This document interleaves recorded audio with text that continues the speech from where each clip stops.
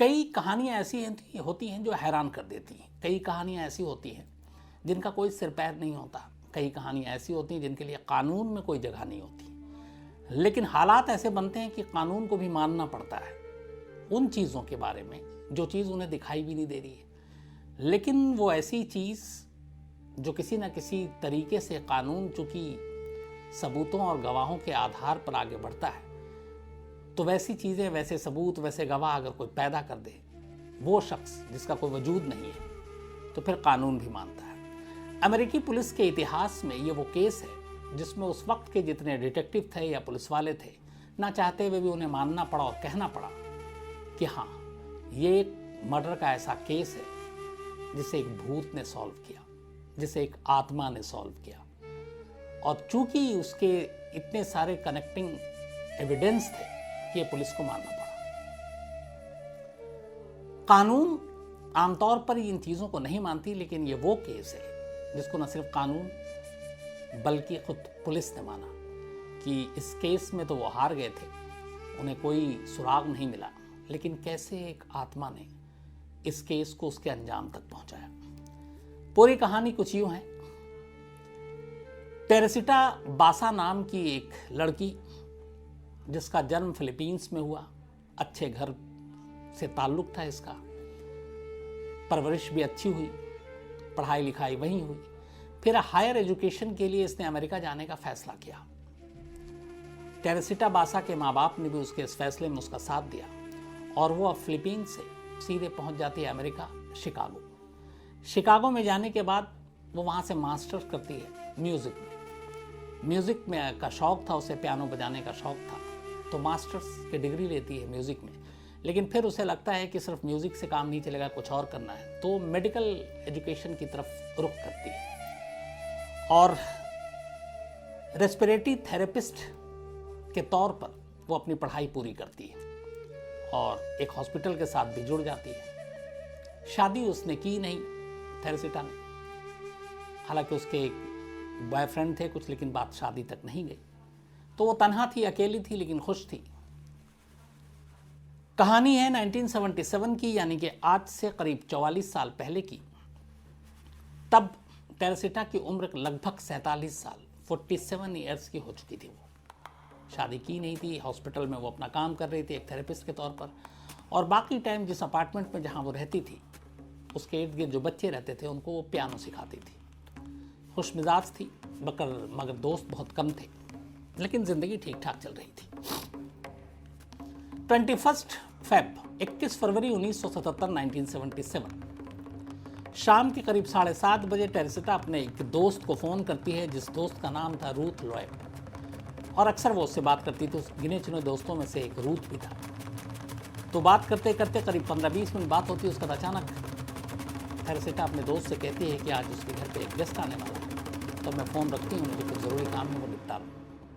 Ruth उससे पूछता नहीं है कि कौन दोस्त आने वाला, फ़ोन कट जाता है, फ़ोन रख दिया जाता है।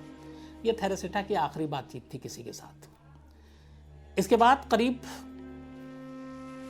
1 घंटे बाद 8:30 का वक्त था। टेरेसिटा जिस अपार्टमेंट में रहती थी उस बिल्डिंग में, उसके अपार्टमेंट से धुआं निकलना शुरू होता है।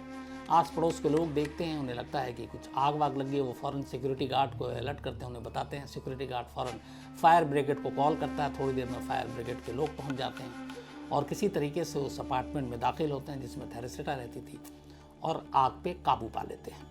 आग पे काबू पाने के बाद अब जब वो घर के अंदर दाखिल होते हैं और देखते हैं कौन कौन है, तो उन्हें ड्राइंग रूम में एक कारपेट से धुआं निकलता हुआ तब भी दिख रहा था। वो उसे बुझाते हैं, लेकिन कारपेट लिपटा हुआ था। उसके बाद वो कारपेट को खोलते हैं तो सामने का मंजर अजीब था। कारपेट के अंदर एक लड़की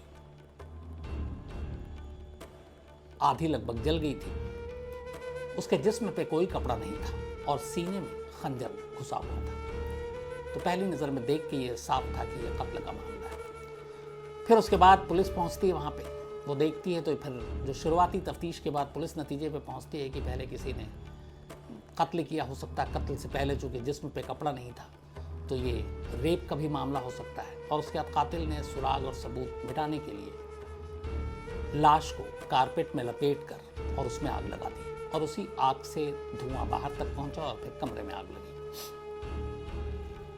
पुलिस लाश को ले जाती है। मरने वाले की शिनाख्त टेरेसिटा बासा के तौर पर ही होती है। टेरेसिटा अब इस दुनिया में नहीं थी।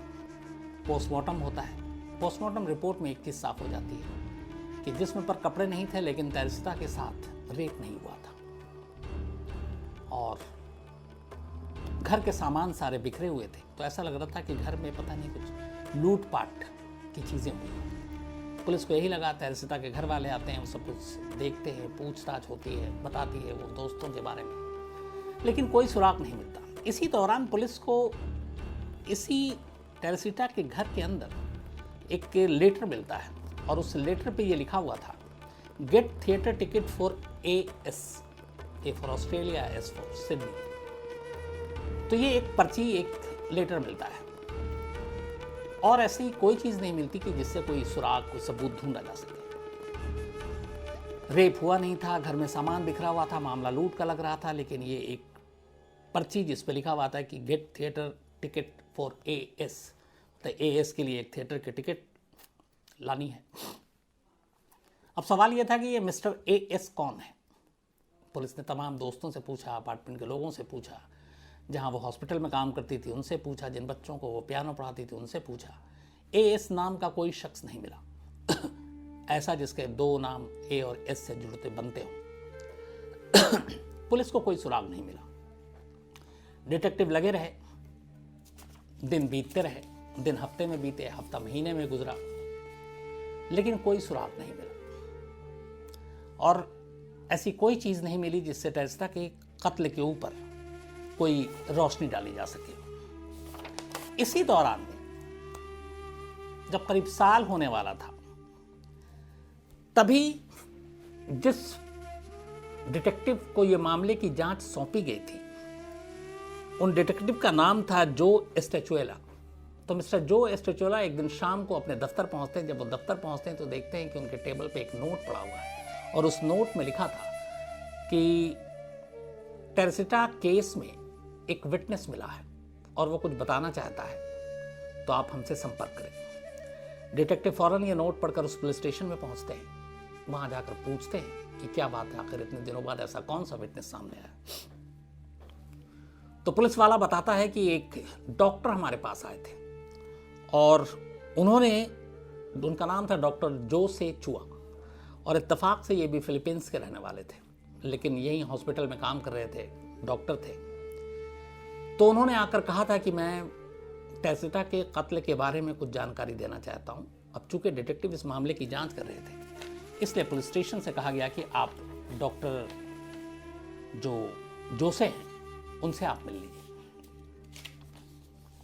डिटेक्टिव डॉक्टर जोसे के पास जाते हैं, उनसे पूछते हैं कि आप बताएं कि आप क्या जानते हैं। डॉक्टर जोसे एक कहानी सुनाते हैं डिटेक्टिव को। कहते हैं कि मैं हॉस्पिटल में काम करता हूं, मैं नहीं जानता हूं टेरेसिटा को, लेकिन मेरी वाइफ जो है रेमी, वो पिछले कुछ दिनों से अजीब हरकत कर रही है। वो नींद में बड़बड़ाती है, रात को जब वो कई बार बोलती है तो उसकी आवाज़ बदल जाती है और मुझे लगता है कि ये पहले कभी नहीं था, अभी पिछले कुछ दिनों से ये हो रहा है। तो मैं शुरू में नज़रअंदाज करता रहा क्योंकि पेशे से एक मेडिकल प्रैक्टिशनर हूँ, डॉक्टर हूँ, तो मैं इन चीज़ों पे इतना ध्यान नहीं देता हूँ।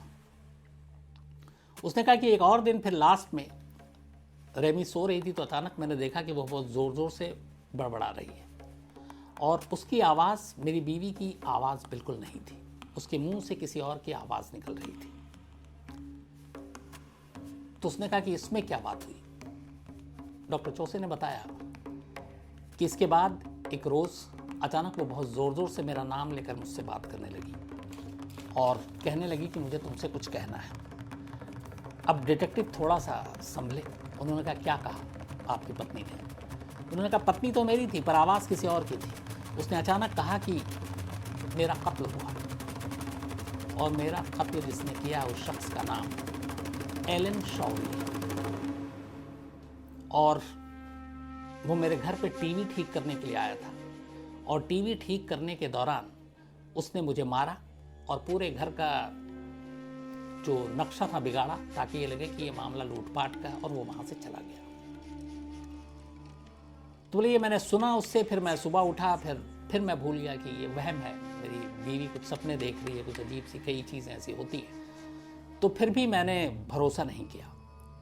तो बोला फिर आप मेरे पास क्यों आए अब? तो बोला उसके नेक्स्ट डे, अच्छा उसने ये भी कहा कि मेरा कत्ल जो एलन शौरी ने किया है, और उसी ने घर में आग भी लगाई सबूत मिटाने के लिए, और आप जाकर ये बात पुलिस और डिटेक्टिव को बताओ ताकि मेरे साथ इंसाफ हो सके और मेरा कातिल गुनाहों की सज़ा पा सके। लेकिन बोले कि अगले दिन फिर मुझे लगा कि यह वहम है, बाकी चीज़ें हैं, कहाँ पुलिस को पास जाना, लोग हंसेंगे, तो नहीं गया। लेकिन नेक्स्ट डे रात को फिर अचानक रेमी यानी उनकी पत्नी बड़बड़ाने लगी, और इस बार गुस्से में थी, और गुस्से में वो मेरा नाम लेकर कह रही थी कि तुमने ठीक नहीं किया, मैंने तुमसे कल भी कहा था कि मेरी मदद करो, अगर तुमने मेरी मदद नहीं की तो तुम्हारी बीवी को इसका खामियाजा भुगतना पड़ेगा। बड़ी हिम्मत करके डॉक्टर ने कहा कि मैंने फिर पहली बार बात की, और मैंने कहा कि तुम कौन हो और क्या चाहती हो? तो उसने कहा कि मैंने तुम्हें बताया कि मेरा कत्ल हुआ है, मेरा कातिल एलन शौरी नाम का शख्स है, वो मेरे घर टीवी ठीक करने के लिए आया था 21 फरवरी की रात करीब 8:30 बजे, और उसी ने मेरे घर में आग लगाई। तो बोला ये सब मैं जाकर पुलिस को बताऊंगा तो पुलिस वाले हंसेंगे, कैसे यकीन करेंगे? कोई ऐसा सबूत, कोई ऐसी चीज़ तो हो जिससे मैं जाके बात करूं। उसने कहा ठीक है, मैं तुम्हें सबूत देता हूं, तब तो तुम मेरी मदद करो। उसने कहा ठीक है। उसने कहा कि एलन शौरी ने घर से जाते वक्त मेरे कत्ल के बाद मेरे घर में रखे हुए कुछ मेरे जेवरात, ज्वेलरी, वो अपने साथ ले गया था, और वो ज्वेलरी उसने बाद में अपनी गर्लफ्रेंड को दे दिया, और ये ज्वेलरी इस वक्त उसकी गर्लफ्रेंड के पास है, उसके घर में है। आप वहाँ पे जाओगे, मिलेगा। और दूसरा, अब वो ज्वेलरी मेरी है कि नहीं है ये कैसे साबित होगा? तो मैं आपको कुछ नंबर और नाम दे रहा हूँ। आप मेरे जानने वाले मेरे दोस्तों को ले जाइए, मेरे फैमिली के मेंबर को ले जाइए, वो पहचान जाएंगे कि ये ज्वेलरी मेरी है, लेकिन इस वक्त मेरे कातिल की महबूबा के पास है। और उसने नाम और नंबर भी डॉक्टर को लिखा दिया। जब ये सब कुछ हो गया तब डॉक्टर ने कहा ठीक है मैं जाऊंगा, और उसने कहा कि आप मेरी मदद करें वरना फिर खामियाजा इसका कि बीवी भुगतेगी। बोला इसी के बाद मैंने लोकल पुलिस को कांटेक्ट किया, और उन्होंने आपको बताया, अब आपके सामने हूँ। पुलिस वाले सुनकर पहले तो उन्होंने कहा कि क्या बेवकूफ़ी है, लेकिन फिर लगा कि एक केस जो अभी तक अनसुलझा है, चलो इसके बारे में कुछ जानकारी जुटाते हैं। तो अब यहाँ 2-3 क्लू मिला। पहला तो ये था कि उस घर में पर्ची मिली थी जिस पर ए और एस लिखा हुआ था, तो ये मिस्टर ए एस की पहली क्या थी? अब यहाँ पे जो डॉक्टर नाम बता रहा है, जो टेरेस्टा मतलब खुद उसकी आत्मा बता रही है डॉक्टर की बीवी की मुंह से, वो अपने कातिल का नाम बता रही है Alan Shourie, A for Alan, S for Shourie, यानी ए एस की पहली तो बूझ गई। दूसरा, अब ये पता किया गया कि क्या उस अपार्टमेंट में टीवी में कुछ प्रॉब्लम था, टीवी को ठीक करने के लिए आया था, क्योंकि उसने कहा कि टीवी ठीक करने के लिए आया था, और उसने फिर मेरा कत्ल कर दिया। तो पता चला कि हाँ, उस वक्त सीसीटीवी कैमरा और ये सब तो होता नहीं था, कि टेरेस्टा का टीवी खराब था, और उस दिन वो टीवी ठीक करने के लिए आया था, और टीवी फिर ठीक भी हो गया। तो अब ये दूसरी चीज हुआ कि नहीं, इसने सही कहा कि टीवी खराब था और टीवी ठीक करने आया था। अब जब ये 2 चीजें मिली तो पुलिस के कान खड़े हो गए। उन्होंने कहा यहां तक तो बात बिल्कुल सही है। अब तीसरी और सबसे अहम चीज, उसने बताया कि मेरे जेवरात मेरा कातिल अपने साथ ले गया था, और उसने अपनी गर्लफ्रेंड को दे दिया, और इस वक्त उसकी गर्लफ्रेंड के पास है। अब पुलिस ने एलन शौरी का पता लगाया, आसानी से मिल गया। पता चला एलन शौरी उसी हॉस्पिटल में काम करता था जिसमें टेरेस्टा करती थी। एलन शौरी के पास पुलिस ने जाकर कुछ ये नहीं बताया कि वो क्यों आए, क्या करना। उसने सिर्फ पूछा कि आपकी कोई गर्लफ्रेंड है? बोला हाँ है। उसने कहा वो कहाँ रहती है? पता बताया। पुलिस वाले उस गर्लफ्रेंड के घर पहुंचते हैं, जाकर उससे कहते हैं कि हाल में आपको एलन शौरी ने कोई जेवर दिया है, गिफ्ट किया है, ज्वेलरी? गर्लफ्रेंड चौंक जाती है, कहती है हाँ उसने मुझे अभी गिफ्ट किया है। तो बोले आप दिखाएंगे? वो दिखाती है। अब पुलिस वालों को मालूम नहीं कि ये जेवर नया है या फिर वाकई टेरेस्टा का है। पुलिस वाले अब टेरेस्टा के 2-3 जानने वालों को बुलाते हैं जो उसके दोस्त थे, उनमें एक फैमिली मेम्बर भी, और वो जेवर उनके सामने रखते हैं। वो सारे पहचान जाते हैं कि ये टेरेस्टा के ही जेवर है। अब पुलिस के पास शक की कोई गुंजाइश नहीं थी, सीधे वो एलन शौरी को अरेस्ट कर लेती है। उसके बाद एलन शोरी को बताती है। अब एलन शोरी भी इधर कि ये कैसे, लेकिन अब यहाँ पे एक मामला ये फंस गया कि एलन शोरी को उठा तो लिया, लेकिन एक आत्मा गवाही दे रही है खुद टेरेसिटा की, और वो एक डॉक्टर की बीवी के मुंह से बोल रही है सारी चीज़ें। कानून में आत्मा की गवाही नहीं चलती। अब आत्मा ने कहा कि वो एक टीवी ठीक करने आया था, ये भी ठीक है, एएस नाम था, एलन शोरी नाम था, वो भी ठीक था, जेवर उसकी बीवी के पास थे, ये भी ठीक था।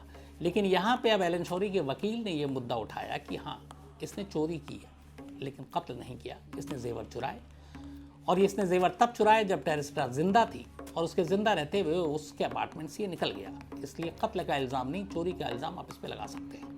अब इसको लेके पुलिस के पास कोई सबूत नहीं, क्योंकि कत्ल के वक्त कोई चश्मदीद नहीं जिसने देखा हो एलन शोरी को। पुलिस फिर फंस गई।